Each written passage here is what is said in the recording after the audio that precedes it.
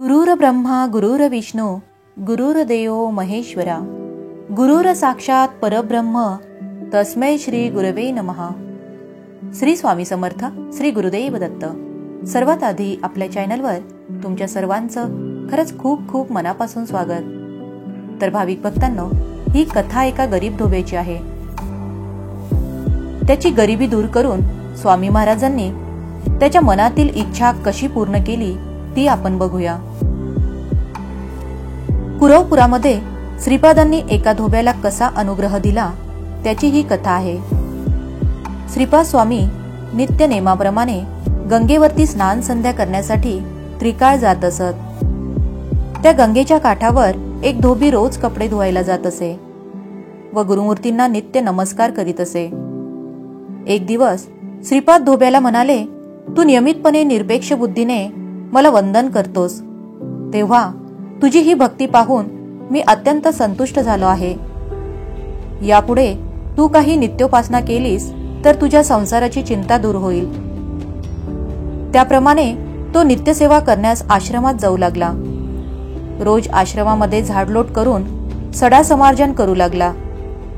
तसेच पडेल ते काम सेवाभावाने करू लागला।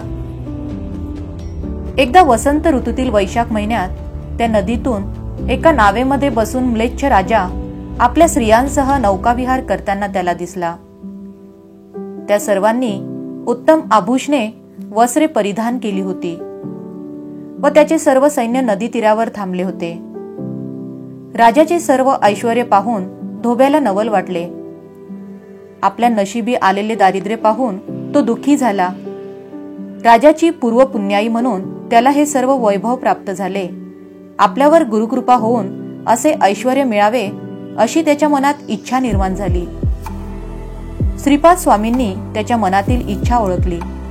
गुरूंनी त्याला जवळ बोलावून घेतले व कसली चिंता करतोस असे विचारले। राजाचे ऐश्वर्य पाहून माझ्या मनात असे सुख मिळावे अशी इच्छा निर्माण झाली व आपली सेवा करीत असताना मन विचलित झाले, तरी मला क्षमा करावी। तेव्हा श्रीपाद स्वामी म्हणाले, जन्मापासून तू खूप कष्ट व हाल अपेष्टा सहन करीत आहेस। तुझ्या मनातील तमोगुणामुळे तुला राज्यपद भोगावेसे वाटते। सर्व इंद्रियांचे शमन केल्याशिवाय मन निर्मळ राहत नाही आणि उपासनेमध्ये वितुष्ट निर्माण होते।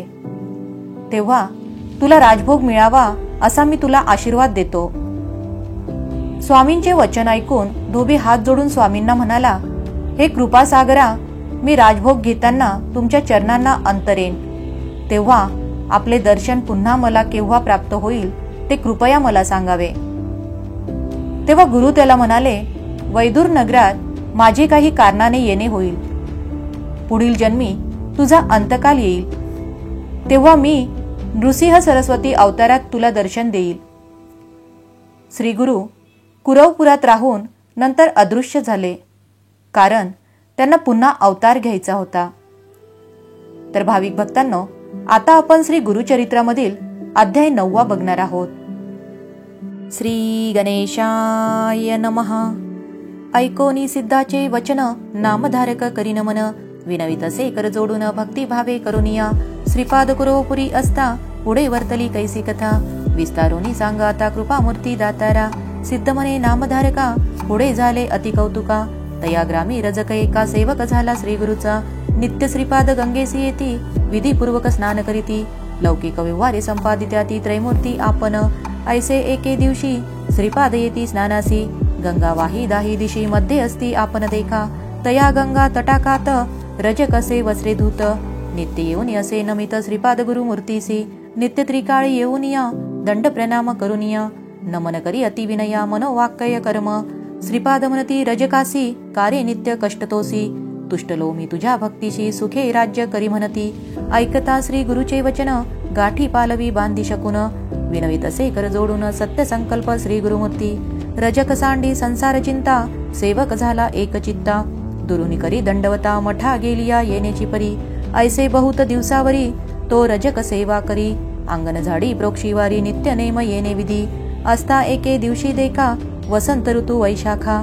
क्रीडा करीत नदी तटाका आला राज्या म्लेच्छैक, स्त्रिया सहित नावे तापन अलंकृत आभरण क्रीडा करीत गंगेमधून येता त्याने देखिला सर्वदळ दोन्ही थडी अमित असती हत्ती घोडी मिरविता ती रत्नकोडी अलंकृत सेवकजन ऐसा गंगा प्रवाहात राजा आला खेळत नाना वाद्ये असे गर्जत सवे येती थडीयेसी रजक होता नमस्कारित शब्दे आला दुच्चित असे गंगेत अवलोकित समारंभ राजयाचा विस्मय करी अतिमानसी जन्मोनिया संसारासी न देखिले सौख्यासी पशु समान देहा फुला धन्य राजयाची जिने ऐसे सौख्य भोगणे श्रियावश्री अनेक भूषणे कैसा भक्त ईश्वराचा कैसे याचे आर्जव फळले कवन देव आराधिले कैसे श्री गुरु अस्ति भेटले मग पावला ऐशी दशा ऐसे मनी चिंतित करीतसे दंडवत श्रीपादराय कृपावंत ओळखिली त्याची मनवासना रजक मने स्वामियासी देखिले दृष्टीने रायासी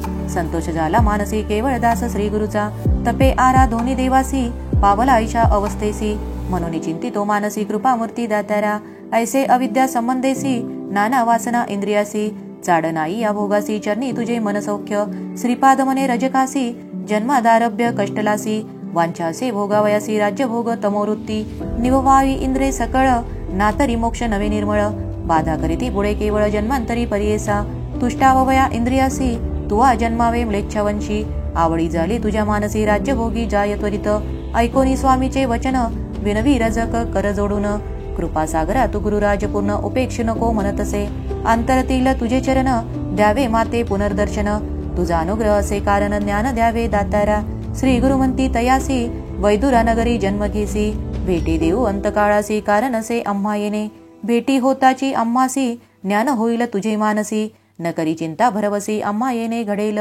अनेक कार्य कारणेसी अवतार होऊ परेसी वेश धरुनी संन्यासी नाम नृसिंह सरस्वती ऐसे तया संबोधोनी निरोप देती जाई म्हणूनी रजक लागला तये चरणी नमन करीतसे तयावेळी देखोनी श्री गुरु कृपामूर्ती रजकासी जवळी पाचारिती इहभोगीचे किंवा पुढती राज्यभोग मज सांग रजक विनवित श्रीपादासी झालो आपण अपरवयासी भोगभोगीन बाळाभ्यासी यौवन गोड राज्यभोग ऐकोनी रजकाचे वचन निरोप देती श्रीपाद आपण त्वरित जाई रे म्हणून जन्मांतरी भोगी म्हणती निरोप देताची तयावेळी त्याजीला प्राण तत्काळी जन्म झाला म्लेच्छकुळी वैदुरा नगरी प्रख्यात ऐसी रजकाची कथा पुढे सांगेन विस्तारता सिद्ध मने नामधारका ताता चरित्र झाले पुढे अनेक इतुके झाली या अवसरी श्रीपादराव कुरवपुरी असता महिमा परंपरी प्रख्यात झाली परियेसा महिमा सांगता श्री गुरुचे शक्ती आमच्या कैसे वाचे नवल नवे अमृतदृष्टीचे स्थान महिमा ऐसा असे स्थान महिमेचा विस्तार सांगेन एक मने एकाग्र प्रख्यात असे कुरवपुर मन कामना पूर्ती तेथे ऐसे किती दिवसावरी श्रीपाद होते कुरवपुरी कारण असे पुढे अवतारी म्हणून अदृश्य होती तेथेची अश्विन वद्य द्वादशी नक्षत्र मृगराज परियेसी श्रीपाद बसले निजानंदेशी अदृश्य झाले गंगेत लौकिकी दिसती अदृश्य आपण कुरवपुरी असती जान श्रीपादराव निर्धारी जान त्रयमूर्तीचा अवतार जे जन असती भक्त केवळ त्यासी दिसती निर्मळ कुरवपुर क्षेत्रपूर्व असे प्रख्यात भूमंडळी इति श्री गुरुचरित्रामृते परमकथा कल्पतौरो श्री नृसिंह सरस्वत्युपाख्याने सिद्धनामधारक संवादे रजकवर प्रदानम तथा श्रीपाद निजानंदगमनम नाम नवमोऽध्यायः श्री गुरुदत्तात्रेयार्पणमस्तु श्री गुरुदेव दत्त श्री स्वामी समर्थ महाराज की जय।